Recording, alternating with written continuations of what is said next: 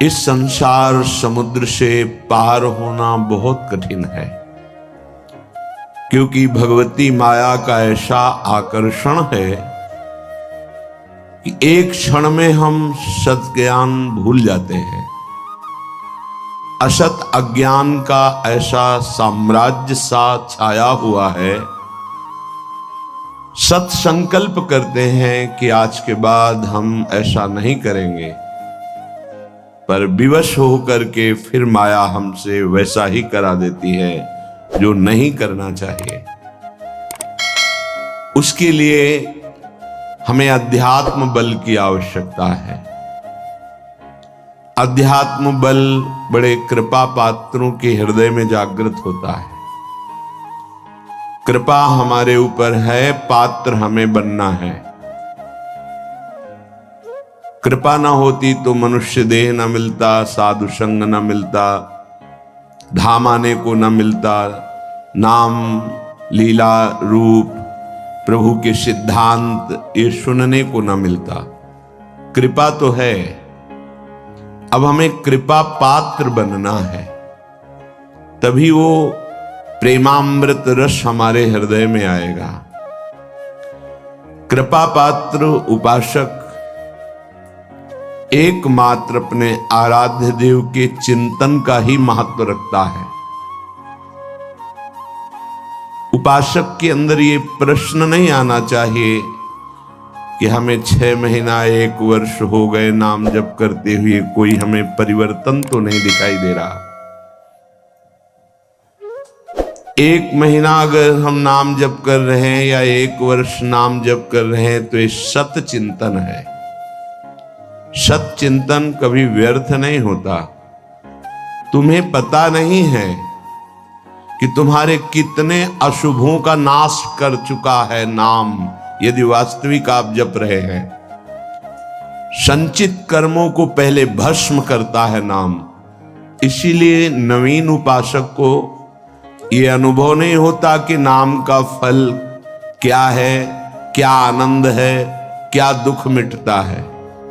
इसलिए प्रार्थना है आप अपने अज्ञान के कारण कहीं नाम जपना ना छोड़ दे कि जब से नाम शुरू किया हमें कोई लाभ नहीं दिखाई दे रहा, हमें नौकरी नहीं मिल रही, हमारा काम नहीं बन रहा, हमारे दुख नहीं मिट रहे और दुख बढ़ रहे हैं। ऐसा आपको माया अनुभव कराएगी। पर आपको दृढ़ विश्वास रखना है सदगुरुदेव के वचनों में, शास्त्र वचनों में, संत वाणी में। इसी विश्वास के सहारे हम अध्यात्म बल से युक्त हो जाते हैं। नहीं तो जब हम नाम जप करते हैं तो सबसे पहला काम नाम का होता है गोदाम में आग लगाना। जो हमारे संचित कर्मों का शुभ अशुभ गोदाम है उसको भस्म करता है। अब ये बात पता नहीं है तो वो वर्तमान में तत्काल फल देखना चाहता है कि हम नाम जप किए तो हमारी सारी कामनाओं की पूर्णता हो ही जानी चाहिए। नहीं, नाम जप का फल क्या हुआ, वो ऐसा सोचता है, पर ऐसा नहीं है। नाम जप सबसे पहले अशुभों का नाश करता है, फिर शुभ फंसाने वाले जो होते हैं वो उनका भी नाश कर देता है। इसके बाद क्रियमाण पूरा परम पवित्र करके भगवद अर्पित कराता है, प्रारब्ध भोगने की सामर्थ्य देता है। फिर आनंद का ऐसा उन्माद होता है, आनंद की ऐसी उत्तम अवस्था होती है जो वाणी से वर्णन नहीं की जा सकती। आप धैर्यवान बने, उत्साह पूर्वक नाम का जप, नाम का कीर्तन, नाम का चिंतन करें। परिणाम बहुत मंगलमय होगा। थोड़ा धीरज रखें, थोड़ा विश्वास करें। न एक एक नाम आपको उठा रहा है, अभी आपको समझ में नहीं आएगा। जब आपके पाप नष्ट हो जाएंगे, हृदय निर्मल होने लगेगा, तब आपको समझ में आएगा। मेरा मन प्रियाजू की कृपा से इस प्रेम रस में आविष्ट हो गया है। अब मेरे लिए वृंदावन से उत्तम कोई नहीं, क्योंकि वृंदावन ने मुझे प्रियाजू प्रदान किया, प्रियाजू के चरणों का प्रेम प्रदान किया, राधा नाम प्रदान किया।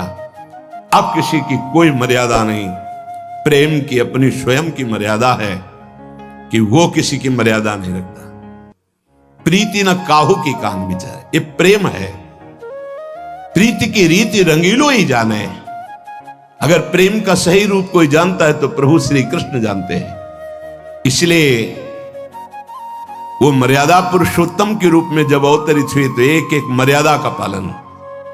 और जब लीला पुरुषोत्तम प्रेमावतार श्री कृष्णचंद्र जी, महाराज की लीलाओं को समझना सदगुरु की चरण शरण में बैठकर ही हो सकता है। जो रसिक हैं, जो लाडली लाल के रस में डूबे हुए रसिक सदगुरुदेव हैं, उनके चरणों के समीप बैठकर ही इनकी लीला समझ सकते हैं। नहीं, इनकी लीला बड़े बड़े मुनियों के लिए भी अगोचर ही है।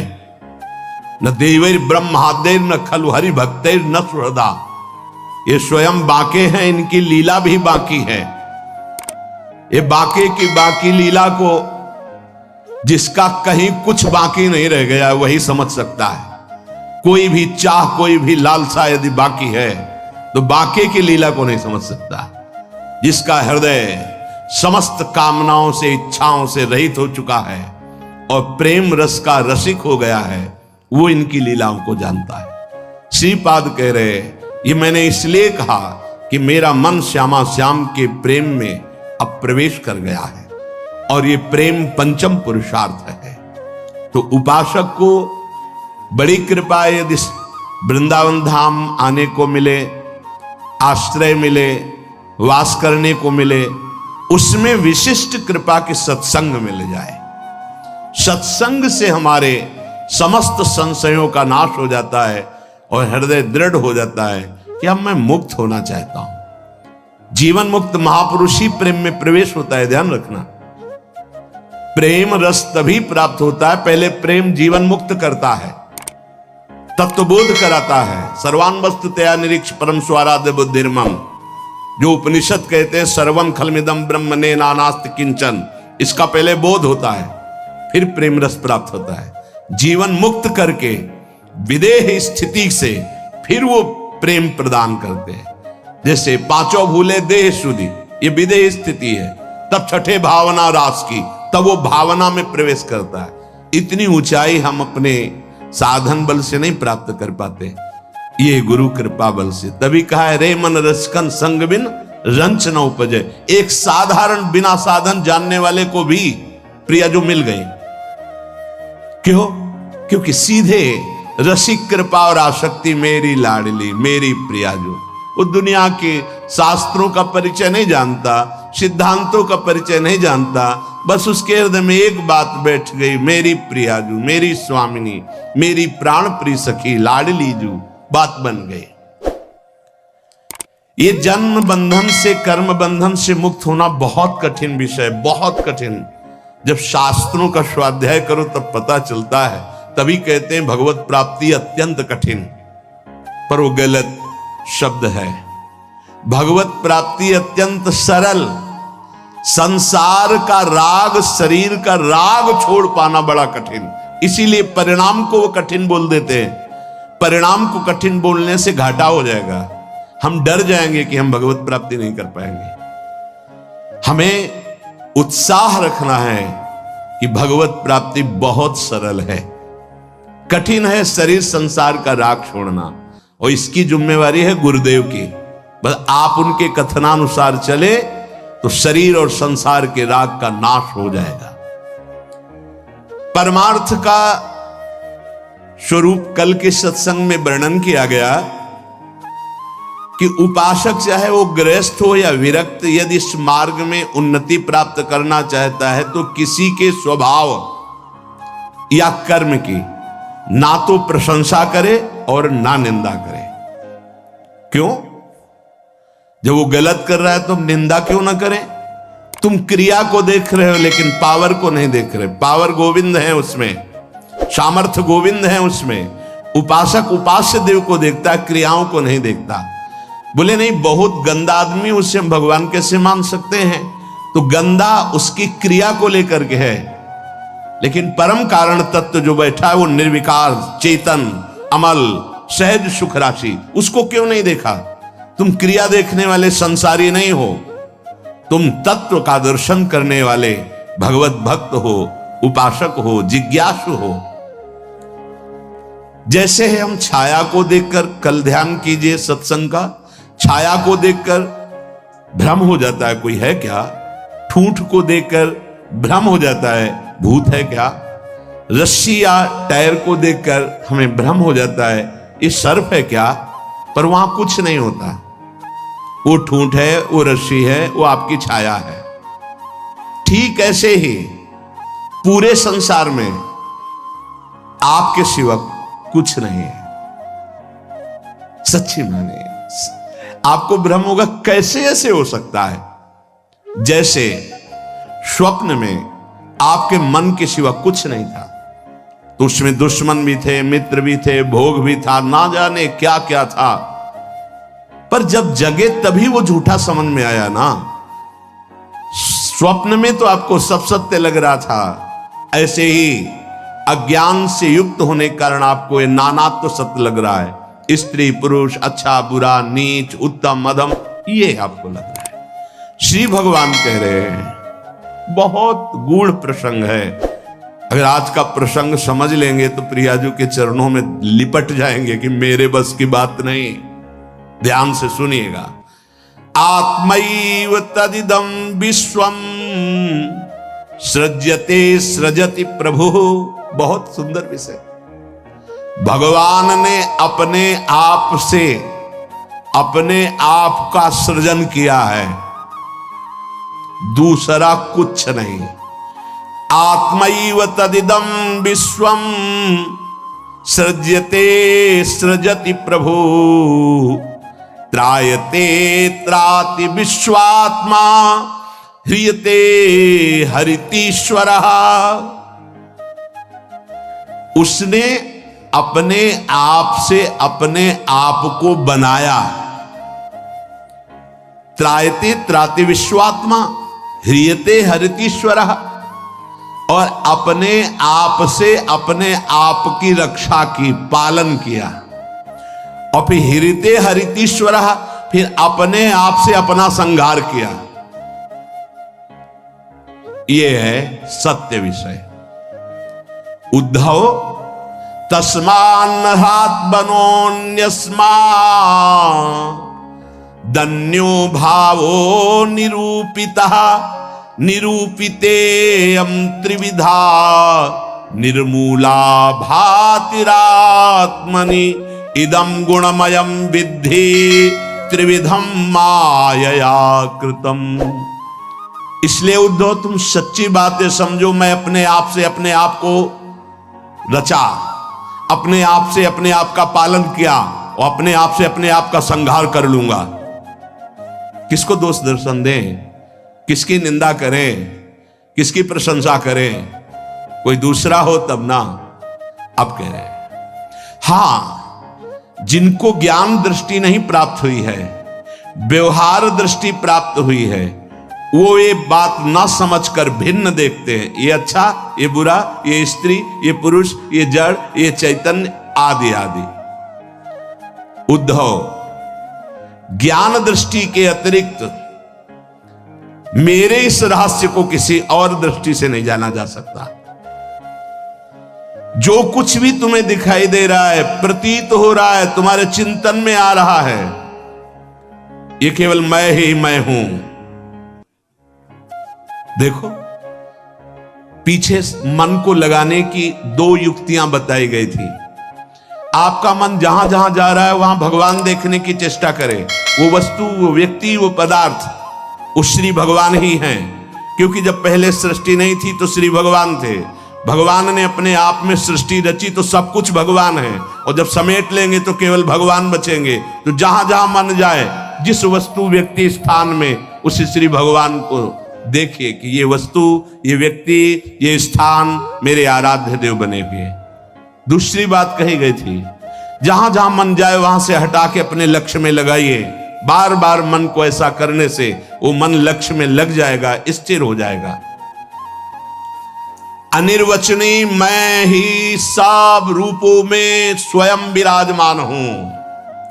इसलिए मेरी सृजन लीला देखकर, मेरी पालन स्थिति लीला देखकर और मेरी संहार लीला देखकर मेरा भक्त विचलित नहीं होता, क्योंकि मैं ही मैं स्वयं का सृजन, पालन और संहार कर रहा हूं।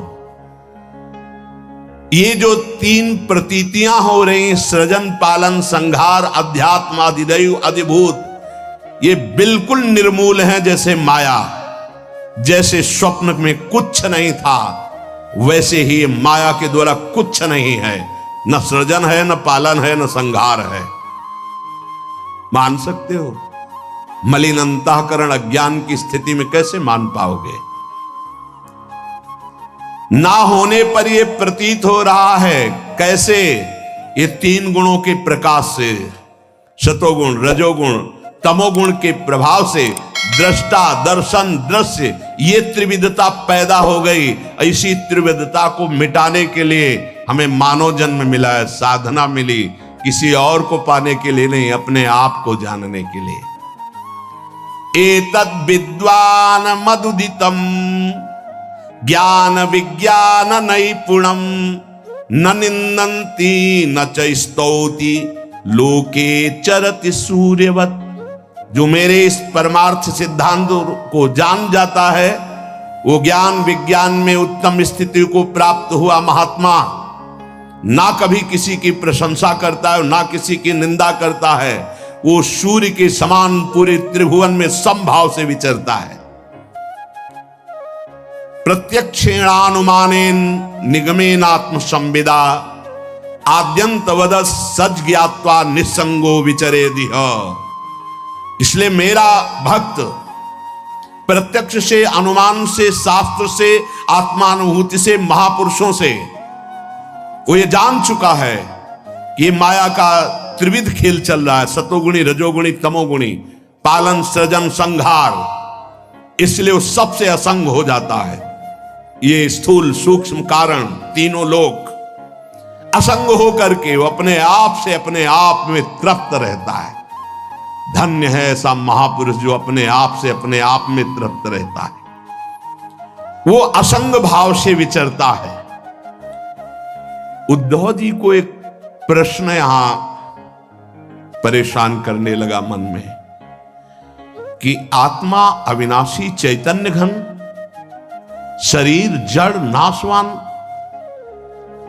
फिर ये जन्म किसका होता है, फिर मरण किसका होता है? प्रश्न कर बैठे। बहुत सुंदर प्रश्न है और बहुत सुंदर उत्तर है। यदि आप समझ पाए तो आप प्रियाजू के चरणों में भाग पड़ेंगे, क्योंकि आपकी समझ के परे की बात है। लाडली जो मेरी तो कुछ समझ में नहीं आया, बस मैं तो यही कह रहा हूं, हमारी महारानी श्री राधा रानी। इसलिए थोड़ा धूप का ताप लगे ना तो वृक्ष की छाया अच्छी लगती है। देखो, संसार से मुक्त होने के लिए ये बहुत जोर का प्रश्न है। उद्धव जी ने कहा, नैवात्मनो न देहस्य संस्कृतिर्दृष्ट दृश्ययोः अनात्मस्व दृशोरीस कस्य स्युदुपलभ्यते। प्रभु, ये चर्चा आपको मिलेगी नहीं प्रायः, क्योंकि कथन और श्रवण के लिए स्थान की भी जरूरत होती है। तो यह श्रीधाम वृंदावन, और यहां व्यक्त अव्यक्त बड़े बड़े महापुरुष पधारे हुए हैं। तुम्हारी दृष्टि नहीं है तो तुम्हें व्यक्ति समझ में आएगा। जहां भगवत शास्त्रों का सत्संग होता है, वहां सनक सनंदन सनातन सनत कुमार श्री हनुमान जी महाराज, बड़े बड़े महाभागवत पधारते हैं, और उन्हीं के सानिध्य से समझ में आ सकता है। ये विशुद्ध भागवत परमार्थ मार्ग है। उद्धव जी ने पूछा कि भगवान, ये जो आत्मा है ये दृष्टा है, और शरीर जो है ये दृश्य है। आत्मा स्वयं प्रकाश है और देह जड़ है। ऐसी स्थिति में ये जन्म मरण किसका होता है? आत्मा का जन्म मरण हो नहीं सकता, क्योंकि स्वयं प्रकाश है। और जड़ शरीर का हो नहीं सकता, क्योंकि नाशवान विकारी है, ये तो यही नष्ट हो जाता है। महाराज, ये मरता कौन है और जन्मता कौन है? ना आत्मा और ना शरीर। अगर ये शरीर जन्मता मरता है तो शरीर को नष्ट करने के बाद फिर अब जन्म मरण खत्म हो जाना चाहिए, पर फिर शरीर मिलता है। आत्मा को हो नहीं सकता, क्योंकि स्वयं प्रकाश, निर्विकार, चैतन्य घन। तो ये होता किसको है जन्म मरण? इसका होना उपलब्ध है कि होता है जन्म मरण, तब ये होता किससे है भगवान? हे जगत गुरु, आप हमारे संशय की निवृत्ति करें। आत्मा व्ययो गुणः शुद्धा स्वयं ज्योतिरनावृतः अग्निवद्दारुवच्चिद्देहा कस्येह संसृतिः। नाथ, आपकी कृपा से इतना तो पता चला है कि आत्म तत्व अविनाशी है, प्राकृत अप्राकृत गुणों से रहित है, शुद्ध स्वयं प्रकाश है, कोई भी आवरण उसे ढक नहीं सकता। शरीर विनाशी है, साकार है, अशुद्ध है, आत्मा से प्रकाशित है और आवृत है माया के गुणों से। प्रभु, आत्मा तेज स्वरूप प्रकाशमान, शरीर काठ की तरह अचेतन, फिर ये जन्म मृत्यु संसार किसको प्राप्त होता है? कौन है जो बार बार जन्मता है मरता है? श्री भगवान वाच यावद्देहेन्द्री प्राणै रात्मनः सन्निकर्षणम् संसारा फलवास्तावत् पार्थो अविवेकिनः। भगवान श्री कृष्ण ने कहा, प्रिय उद्धव, बहुत तुमने विशुद्ध परमार्थ के स्वरूप का प्रश्न किया है। यद्यपि इस संसार का ज्ञान में कोई अस्तित्व नहीं है, अज्ञान के कारण यह भास रहा है, पर ध्यान देने योग्य बात, जब तक ये देह का अभिमानी है, मैं स्त्री मैं पुरुष, मैं ये देख रहा हूं, मैं खा रहा हूं, मैं बोल रहा हूं, इंद्रियों का अभिमानी है, प्राणों का अभिमानी है, तब तक आत्मस्वरूप जो निर्विकार सच्चिदानंदमय है, इस भ्रांति के कारण बार बार जन्म और मरण को प्राप्त होता रहता है। यद्यपि ना उसका कभी जन्म होता है ना मरण होता है, फिर भी भ्रांति, ये भ्रांति स्वप्न की तरह है। अर्थे हृद्यमाने पी संस्कृतिर्न निवर्तते ध्यायतो विषयानस्य स्वप्ने नर्थागमो यथा। जब तक इसको ये भान रहता है कि मैं स्त्री हूं, मैं पुरुष हूं, मैं अपनी इंद्रियों से भोग रहा हूं, मैं ये भोगा हूं, ये भोगूंगा, ये उसकी भ्रांति ऐसे है जैसे स्वप्न में। और स्वप्न में प्राप्त हुआ सुख दुख जब तक जागता नहीं तब तक सत्य भासता है। स्वप्न की विपत्तियां या स्वप्न का सुख कोई भी सत्य नहीं है, पर वो जब तक जगाया नहीं जाएगा तब तक उस विपत्ति या सुख को भोगता रहेगा। ऐसे ही बिल्कुल न जन्म है न मरण है, आत्म तत्व निर्विकार, शरीर भ्रमात्मक त्रिगुणात्मिका माया से रचा हुआ। पर जो साधक, जो मनुष्य अपने को स्त्री या पुरुष मानकर और विषय भोगों का चिंतन करता रहता है, वो अज्ञानी स्वप्नवत भोगों में फंसा हुआ जन्म मरण रूपी संसार से कभी निवृत्त नहीं हो सकता।